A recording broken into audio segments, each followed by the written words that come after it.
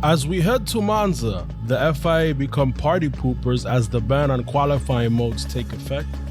Ferrari will definitely not be partying at their home Grand Prix. And will we have a surprise podium? We give our predictions. Let's jump the start.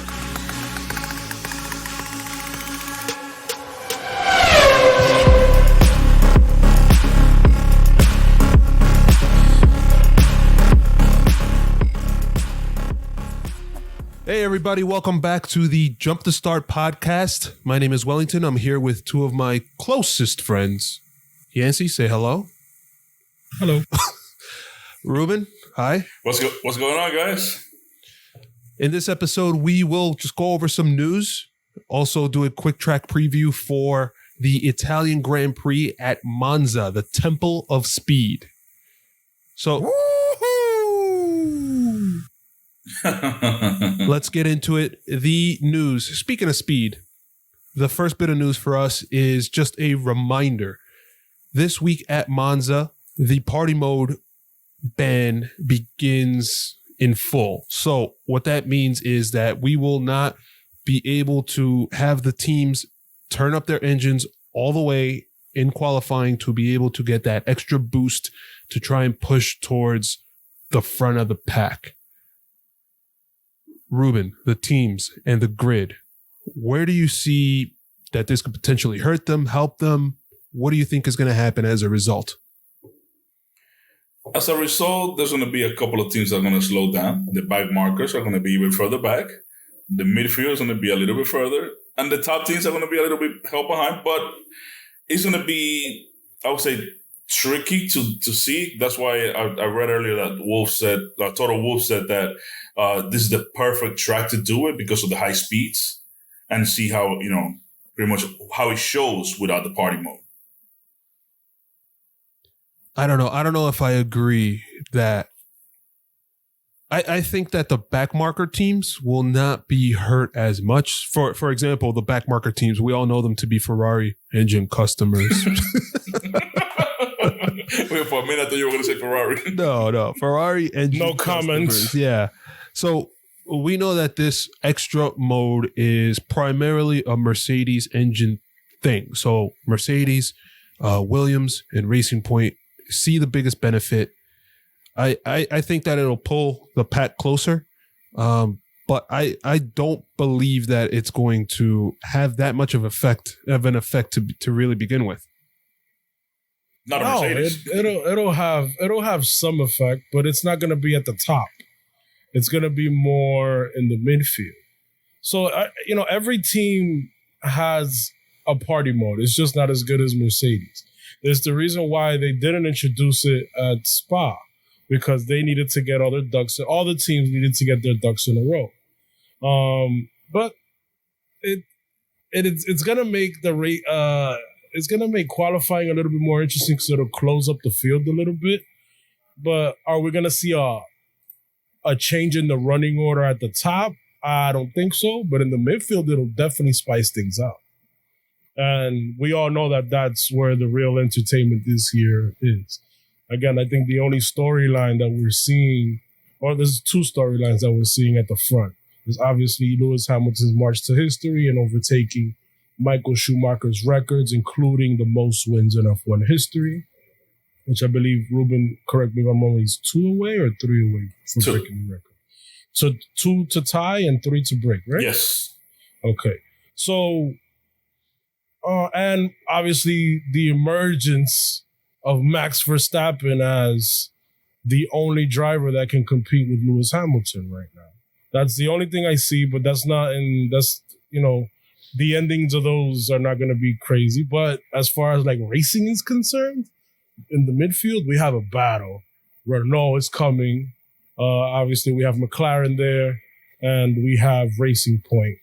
And if at least if we can close up that a little bit, that'll make the racing a little bit more spicy. We'll see. I have visions of. We'll talk about it later, but just the qualifying last year at Monza was just such a disaster that I can't wait to see what happens this year. Well, that's about that for the party mode ban. The one of the other, I guess, pieces of news, it's really rumor news and just another saga throughout the season, is Sebastian Vettel has basically been dancing partners with Racing Point, Aston Martin, and really trying to figure out where his next seat is going to be. So he came out this... Is it a waltz or a salsa? It's more like a waltz. More like a waltz. It's not as intimate as a salsa. Tranquil. Yeah, exactly. So Vettel has come out and said this past week that he has no contract or no agreement with any team, and he is still available. Shocking, and also not shocking. We talked previously that it doesn't make sense for Racing Point to go out and sign this guy now. They might as well wait until he's desperate, pay him less in the in the off season. Is there anything to really take away from this? It's not shocking because he doesn't have a manager. He's handling his own affairs. If he had a manager that had a bit of a financial, let's say, incentive, that manager would be talking to various teams, including other teams in other series to drum up some kind of leverage. So there can be a bit of let's say urgency to sign Vettel before he goes up to another team. So right now, no team has an urgency. Racing Point doesn't have that urgency. And Vettel seems like he's just chilling and holding back. Maybe he's doing some stuff behind the scenes that we don't know about. But again, if he had an agent or a manager, I think, you would see more things developing or moving in a certain direction. But he doesn't have that. So we're just at a stalemate. And I think the next time we'll hear about this is when he either signs or he doesn't sign. That is a good point. If we would have had, some help to create like some traction behind his name, it would have probably been already put a little rush on somebody getting on top line. That's a good point, Yhancy. Mm-hmm. And think about it this way. How long did it take Lewis Hamilton to negotiate his deal last go around because he was doing his own thing with Toto Wolff? Yeah, so. it seems like the world champions just sit back on their laurels and be like, I'm here for the taking. Take me if you want. If not, I'm good. I don't know if that's the right attitude, but Vettel's a 4-time world champion. Obviously, Lewis Hamilton is about to be a 7 world champion. Yeah, see, the only thing you forgot about what you said right now was show me the money. The money has to be shown too.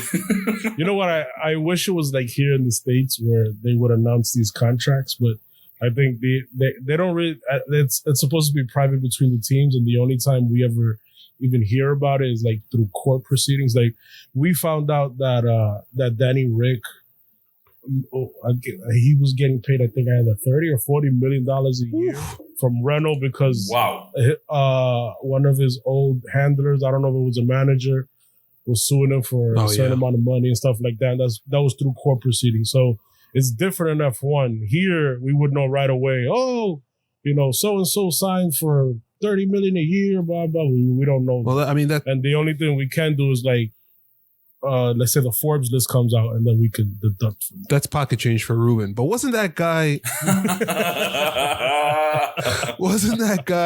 the same guy? Didn't he play basketball with him in like Drive to Survive season 1? Something like that, right? I thought he was in the show. Something like that. Yeah, it was. I don't know if it was him, to be honest with you. I'm sorry. He sat in the room, in like the hotel room, and they were talking about the contract going forward. That was like his last season with Renault. That was like the whole drama on the season. Yeah. That was actually one of the best storylines of the entire season 1. I hope season 3 is good. I hope it's better than season 2. Yeah, season 2 was all over the place. But we'll watch it anyways because we're just... Yes, sir. And everybody should watch it. Yeah. So we talked about Vettel. We talked about a little bit about Aston Martin. Mattia Binotto came out today, and I'm laughing because it's like, man, things just keep getting worse for this team. Because Ferrari's the joke of the season? Yeah. Oh, so... I saw a meme with him in a clown face. That was funny. Yeah, well, that's where we're at. But Ferrari, Mattia Binotto, team boss of Ferrari, has stated that it could take years for Ferrari to recover and get back to the winning cycle. Wow. What do you think about that, Ruben? Oh Hater, my God. you love that, don't you? No. I actually want them to be competitive too, so we could have some argument points in the front. But wow, man, what the hell was on that engine that they had before, man? Nobody knows because it was kept secret by the FIA and the Ferrari International Assistance. Yeah, but look, I don't think that's what that means. Yeah. But here's the deal, right? Mercedes is that far ahead now, right? Racing Point, when they're driving well, they are that good as well. You've seen them in quality. You saw Nico Hulkenberg qualify, fourth? A guy off his couch eating tres leche cake, like we said before. We know that McLaren is getting a Mercedes engine next year, and that car looks good. So where does that put Ferrari? That makes them 1, 2, 3, 4, the 5th best team. And that's assuming Renault does not continue to improve. Which they are going to improve this weekend, okay? They're going to improve even more. Who? I mean, over the offseason. Over the offseason, yeah, okay. Listen, we all know Ferrari was going to be bad this year. I didn't think it was going to be this bad, but we know it was going to be bad. When the chairman came out and said it was going to be bad, that's what you got to expect. Yeah, but that's I thought it was somebody. I know, but that language never comes out of Maranello. Okay, and it's like Bernardo said, I read the article. It was like he said, in F1, it's like any other sport. You go through your ups and downs, and the cycle is, you have a win, you have a few winning seasons, and then you got to rebuild. Ferrari never really rebuilt, man. It's been patchwork ever since. So, and for the last 10 years, it's all been patchwork and throwing money at problems. And we all know if you watch sport, throwing money at problems could only go so far. We are Yankee fans, so we know. So we know, exactly. So we know. And the only time we can get title contenders is when we, invest money in the farm system and bring young guys up. And that's kind of what they're doing now with Leclerc. And they have a good drivers academy and they have talent there. And they signed Carlos Sainz, who's a young driver. And they're reworking the organization, preparing for 2022. 2022 will be the year where we see Ferrari on the come up again. It's not going to be this year. They can't throw money at a problem anymore because there's a freeze on development. There's a freeze on development in the engine. There's a freeze on development in the aero. They can't do much, so they're not going to make a big step up because there's something fundamentally wrong with the cars. They can't heat up their tires. The aerodynamics sucks, and the engine is way low on power. So they're not going to be good. So why even expect it? Poor Sainz. My whole thing is all you talked about was the drivers. I don't think the drivers are the problem this year. You hear they're not. You hear not just. I mean, you see Vettel and Leclerc have their issues, right? Individually, like whatever. You hear the terrible strategy, like non-calls. And that's a cultural thing. You see that the car itself is not where it's supposed to be. That's culture too, where you have a system in place of, we'll call it a blame culture versus the Mercedes no blame culture. People are not willing to take a step, put their neck out there, develop this extra component or whatever that might or might not be good. They're not willing to take risks. And this is the result that you're seeing. All of a sudden, they're afraid to get fired. That's what it is. When you do something wrong at Ferrari, they fire you. Like me. Listen, I'm not trying to, I don't want to defend Ferrari and all the mistakes that they've made because God knows I've been a critic of them as well.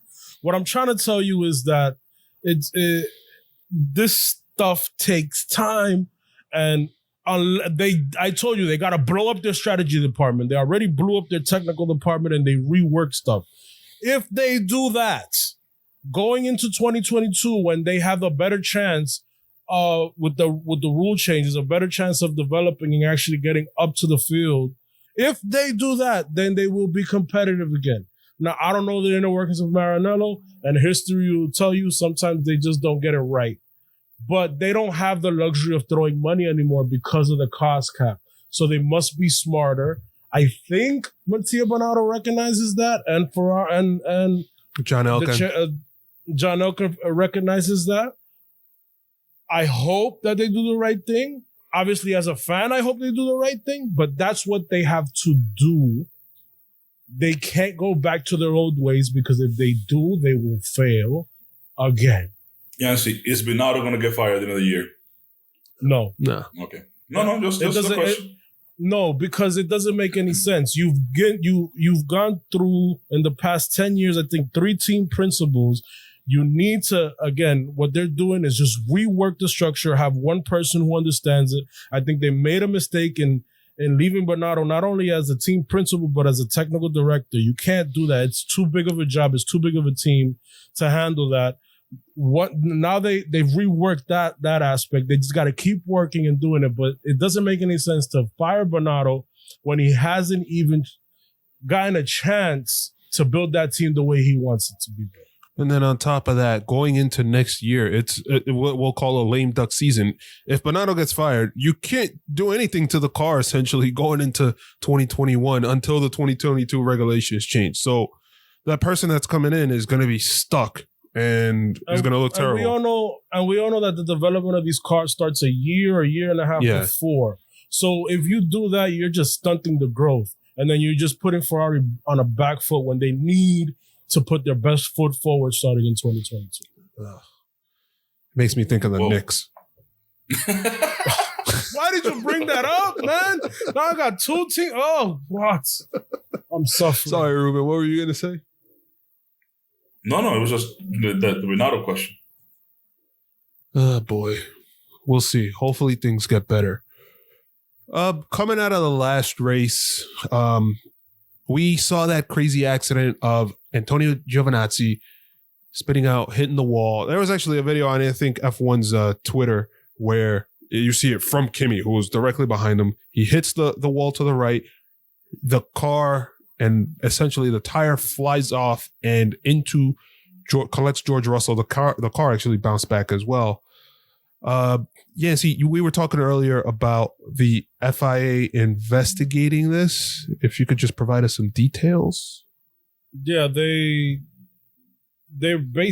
doing what they should be doing. You know, they've changed those tethers. They mandated those tethers. I'm not sure the year, but it was in the early 2000s, and they've changed it since then. I think about 2 or 3 times.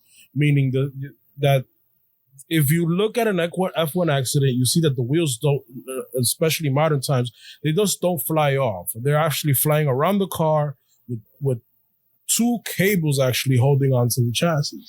Now, that didn't happen this time around. And it didn't happen with a few incidents before. But this one was the most egregious because obviously it hit another driver and it hit another car and could have been a lot worse. The issue is, if you see that footage, is that it's just not the wheel. It wasn't like when Kimi lost the wheel came off the wheel nut and he lost the wheel. No, it was the wheel with the entire braking system and the suspension arms. I told you guys later it looked like a medieval torture weapon flying across a track. It hit George Russell, and George Russell even said it, that he was scared there for a second because he didn't know where that wheel was going to go. And luckily it hit another part of the wheel. But when you saw the video of that accident, just of the aftermath, it looked pretty scary. And nobody was moving, and the car, the angle was pretty far away, so it just looked like it was like hopefully nothing really bad happened and the drivers come out of it. Thank God nothing bad happened. But the FIA definitely is investigating it to see what else they can do to make sure that does not happen again. The whole point of the tethers is to keep the wheels within the proximity of the car attached to the chassis. When you have wheels or parts flying off, that's super dangerous. It is the reason why they introduced the halo. And I think eventually they're going to go the route of what IndyCar did. It'll be like a halo, what they call the arrow screen in IndyCar, where it's going to be basically a halo structure surrounded by a plexiglass of some sort. Obviously, it's not plexiglass. It's something other material super strong. but eventually that's going to happen, so you don't have smaller bits coming in and hitting the driver. Yeah, I mean, at the beginning, I know the commentators were saying it was the front wheel, but it was actually one of the back wheels until earlier when Yhancy mentioned the thirds and stuff like that. I thought only the front wheels had those cables, but then Yhancy clarified, no, all four wheels have these tethers to hold on to them.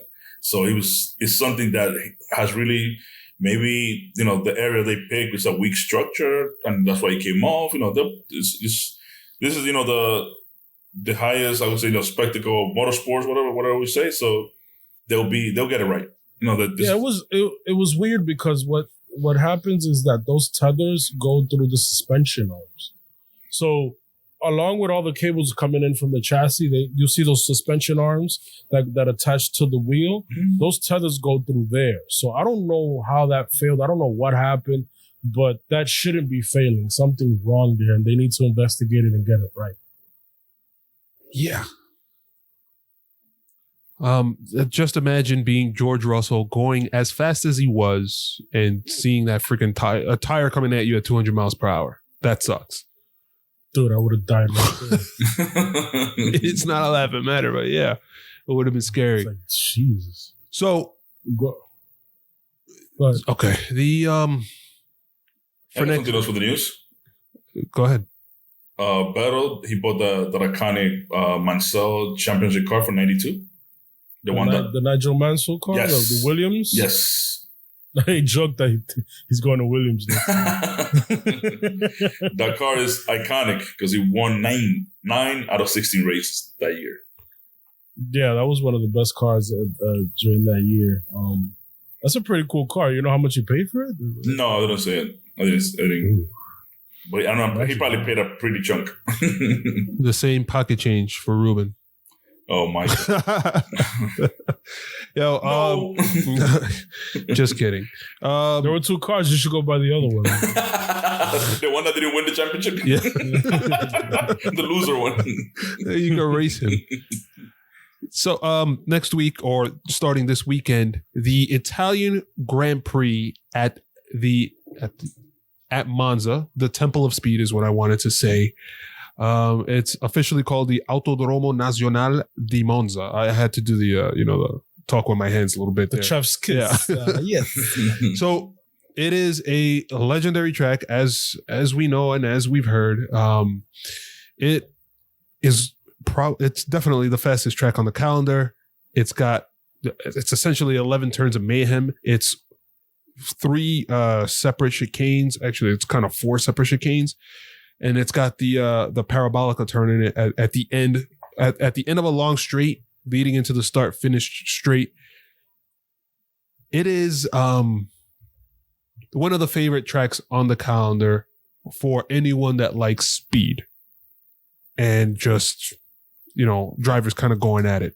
It's also very famous because it's in Italy. It is where the legion of Ferrari fans known as the Tifosi pretty much gather there. That's Yhancy right there. His chest. But we saw them in full force last year when Charles Leclerc had won the race as a Ferrari driver. The celebration was ridiculous. They hadn't had a Italian driver win that a Ferrari driver win that since I believe 2010 when Fernando Alonso won it. I don't know what further to say about this track and race. I got a couple of things on it. Go ahead. The track was built in 1922. You already said it was the fastest track. The lap record, Ruben Barrichello, 121, 2004. 1 minute, 21 seconds. Yep. Most wins on Monza are shared by Schumacher and Hamilton, 5 apiece. This week is going to be broken, obviously, by Ham. And you know what your prediction is. And Ferrari is the most successful team here. They have 20 wins. Wow. Wow. Yep. Woo. Not this weekend. Yeah. So, like I said, last year, Charles Leclerc won the race. That was one of the races that was, I think, That was where Sebastian Vettel spun out going into one of the chicanes. I forget exactly which chicane it was, but I feel like that was like the end, like right in front of the home crowd. To have done that, that was just a disaster for him. He had qualified fourth, but it just did not work out for him in that race. He ended that race. At least he entertained the fans by doing one of his Spinderellas. Spinderellas. Right. Well, I mean, also in that race, Lewis Hamilton was chasing down Charles Leclerc, and then he ended up going off of the track, allowing Valtteri Bottas to pass him to get into second place. That was actually a pretty fun race where we had Leclerc and Hamilton going at it for quite a bit. Was that where Leclerc pushed them out? I believe that was, yes. Yes. He got his elbows out. In 2018, defending the victory, we saw Lewis Hamilton win very comfortably. Kimi Räikkönen was second and Valtteri Bottas in third, followed by Sebastian Vettel in fourth. 2017, Hamilton, Bottas, Vettel, and then Daniel Ricciardo. That was not as competitive. But are we going to get the same kind of quality as last year? Oh my God! Because last year, yeah, remind us what happened last year. Last year, pretty much the toe was very heavy, so everybody was trying to get a toe. The aerodynamic toe, which is what happens when it's essentially what is it? Not drifting. No, it's not. It's the air gap that is created by the car in front. Yeah. I was trying to figure out the right word. A more technical way to say it. Yeah. So when the car, basically when the car in front drafting, that's the word I'm looking for. Drafting, yeah. The car in front punches a hole through the air, and the air in the back is basically it's turbulent and it creates less aerodynamic drag on the car following behind it, assuming that the laminar layers don't rejoin, etc. I don't not to get sorry. No, I'm still lost. So I'm sorry. Talk about the. So all of the cars talking about like sheetrock or something. All of the cars that qualified for Q1, they all went out on the out lap, and they were all going super slow. We even saw Hülkenberg go, cut a chicane so they could, go slower and all that stuff. And pretty much, what was it? Only Leclerc and Sainz was the only one that made it to the line. But when they made it, they didn't even go full speed. They just pretty much abandoned the lap, and pretty much it was just a mess. A full-blown mess, and I don't know. I would not want to see it this year again. But I was super entertaining watching it because something that you're like, is this unbelievable? What am I seeing? Like, is this really happening here? It was a game of chickens. There you go. Go first? Are you gonna go first? Should I floor? No, you go first. No. You go first. I'll go after you. There were what was it like? Out of the 10 cars, there were 5 cars that didn't do their final lap. Probably even more. I can't even recall exactly. Like 8 of them. Dude, it was funny to see that happen. It was a debacle, and they're discussing a debacle. What? Debacle. You know what a debacle is? I thought you were saying it's the same. Like something wrong. No. A debacle is the same as a laminar layer. Nobody understands what the hell that is. Anyways, so no. It was. Come on, that was a complete show. They obviously one of the reasons why we watch Monza is that we want to go. These cars are at their best. As F1 is a racing car that. An F1 car is a car that is super fast. It's the fastest in the world. Pinnacle of motorsport. Add in any cliche. These are the fastest cars in the world. It's much better than MotoGP. And yes, sir. Way better than MotoGP. Okay, Steven? That's our friend, by the way. So, and Monza is the fastest track on the calendar. If you see the track map, Wellington, I want to get your description. I forgot.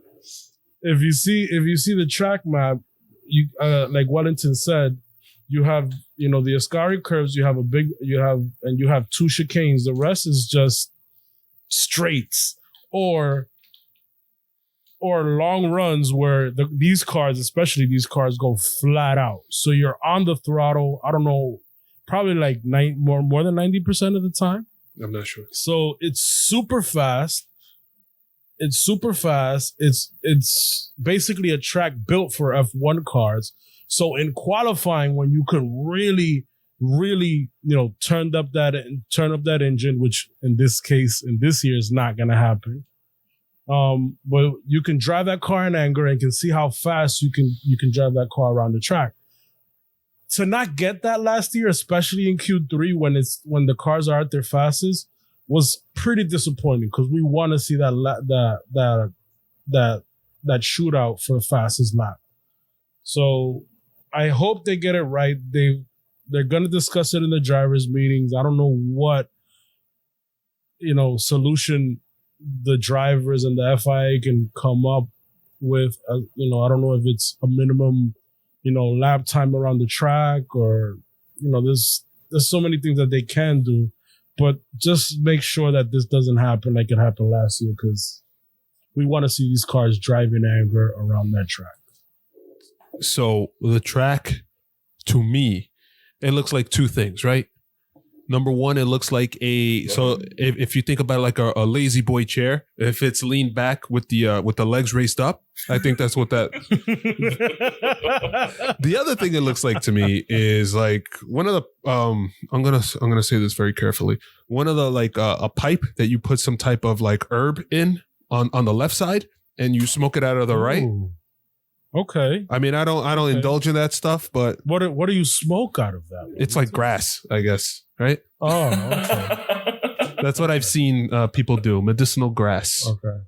So, prediction-wise, where do you guys... I think it looks like a sex... What? Oh, my God. But, moving on. Yeah. Yep. So, all right. Before the predictions, I want to point out the weather, even though it doesn't really matter because it never rains on freaking F1 weekends. But Friday, Saturday, Sunday, it looks like it'll be in the mid 80s as a high. That's American Fahrenheit. Mid 80s as a high and mid to low 60s as a low. No rain, perfectly clear. That's what we see now. So I'm going to go to... First, Ruben, what do you think as far as prediction-wise? I will go this weekend, Hamilton, Bottas, and Max again. I don't think Max has the speed to catch up, to pass Bottas in this track. Okay, give me the two, like fourth and fifth, the two next best of the rest. It will be Ricardo, and I'm praying for my boy Paris to get something done. Yhancy, where are you at with this? So here we go. Thought about this logging card. And Hamilton's going to win. This is the fastest car. Max is going to be second. Wow. Why would you say that? Wow. He's driving lights out, man. And I think that Red Bull... The engine is better this year. The Honda engine is better this year. And Red Bull, I think, can trim that car up in a way where it doesn't have a lot of drag. And Max is definitely quick enough to do it. I think in Belgium last week, Helmut Marko mentioned that they were expecting rain, so they set up the car in that way so that it could run better in the rain. I think they could have gone. He said that it could have gone faster if they had set up the car if the race had no rain. So I think they'll do a better job this week, and I am going to put my prediction streak on the line and say Danny Rick gets the podium. What? Poor Bottas. Bottas fourth. Ocon fifth. Wow. Y Albon pa cuando? Yep. Poor Albon. Oof. Listen, Albon is definitely not quick enough to keep up with the top three, which are Bottas, Max, and Hamilton. So, and Renault now. So here's what I'm gonna say, right? I'm gonna go with the Ham, Bottas, and Max prediction. I'm going to go with best of the rest goes to Daniel Ricciardo again. I'm showing the guys a graph of the lap times of Max Verstappen, Daniel Ricciardo, and Esteban Ocon. It's actually on racefans.net. Awesome site. Guys, make sure to check it out. No affiliation. Love that site. But you can see that Ricciardo and Max, they are from, say, lap 30. They pretty much match each other's times until about lap 35. And then all of a sudden, you see Max just start to slow down and Daniel Ricciardo start picking up half second. And then like it goes, the gaps start to widen where it becomes second and a half, a second and 3/4. And it just starts. I think that the power of that Renault has not been fully unlocked yet, and they're working towards getting there.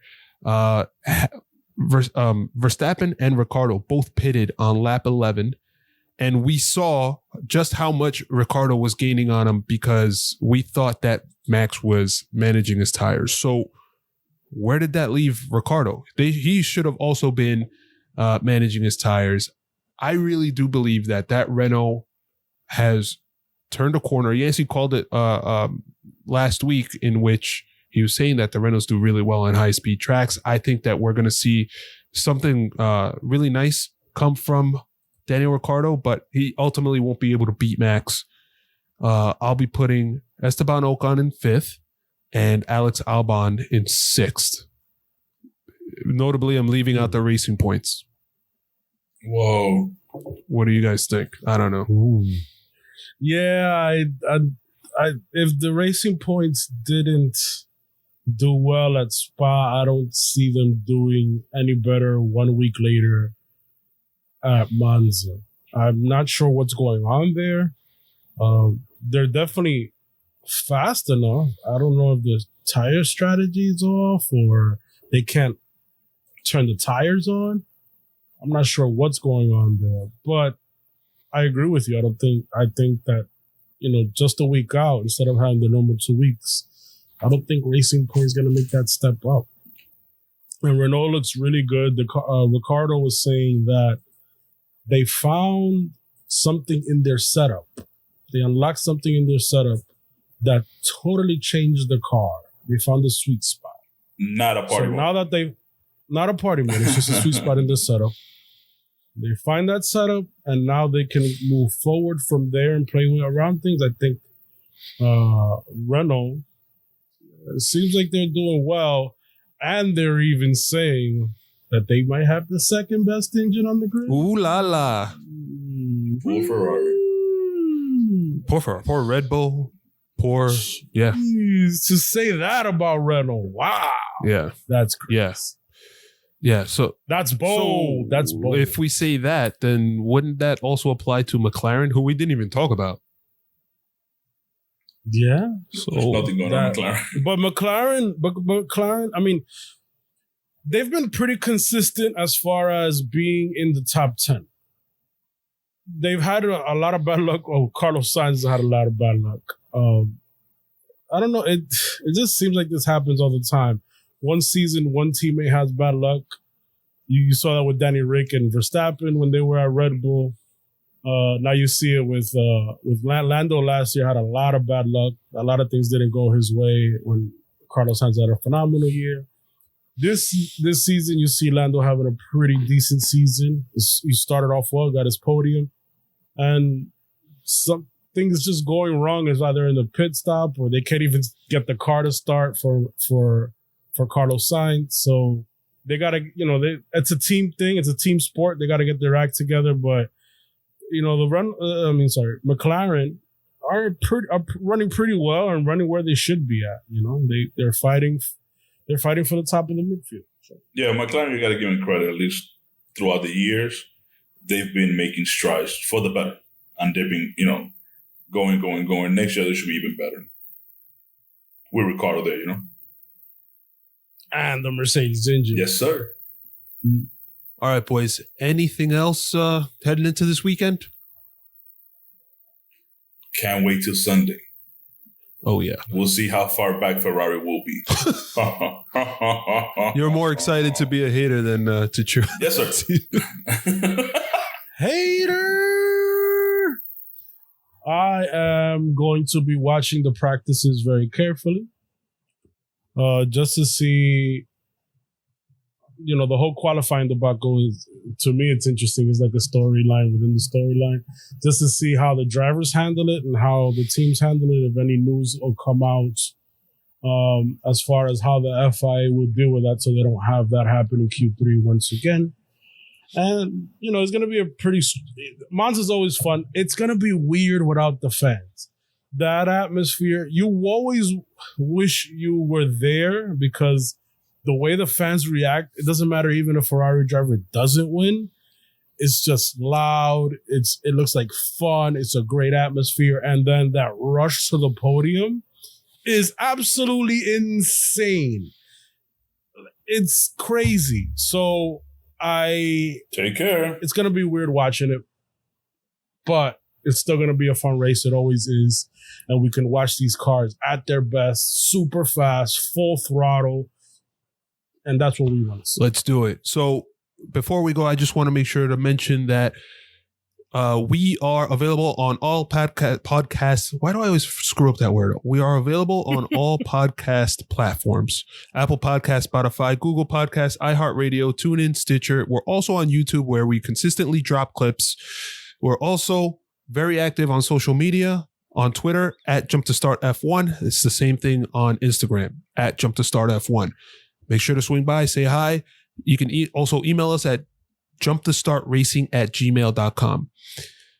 We will see you then. We'll drop the next episode I guess, right after the race or a couple days after the race, in order to be able to just discuss the weekend itself. See you guys then. Should be a fun weekend. Bye. Peace out. Peace.